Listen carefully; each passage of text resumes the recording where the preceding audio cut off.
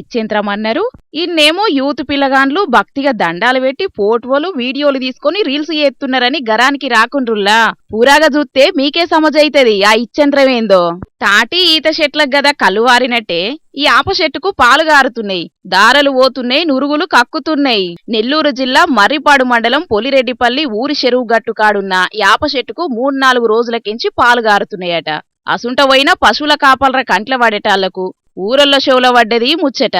ఇక తెలిసి తెలివంగానే అందరికందరచ్చి పసుపు కుంకుమలేసి ఊదుబత్తులు ముట్టించి కొబ్బరికాయలు కొట్టి దండాలు పెట్టి మొక్కులు తీర్చుకుంటున్నారు. దండాలు పెట్టుకుంటా పోటువలు దిగుతున్నారు, రీల్స్ చేసి సోషల్ మీడియాలు ఇడుస్తున్నారు. మరి యాప చెట్టుకు ఇట్లెట్ల పాలు గారుతున్నాయో తెలియక మస్తు పర్షాన్ అవుతున్నారు. కానీ అప్పుడప్పుడు ఇట్లా యాప చెట్లకు పాలుగారుడు కామనే, దాంట్లో పెద్దగా ప్రత్యేకం ఏం లేదు, మహిమ కూడా ఏం లేదన్నట్టుగానే చెట్ల గురించి తెలిసినోళ్ళు మాట్లాడుతున్నారు. కానీ ఎవల నమ్మకాలు వాళ్ళకు ఉంటాయి కాబట్టి ఎవరినేం అనలేం.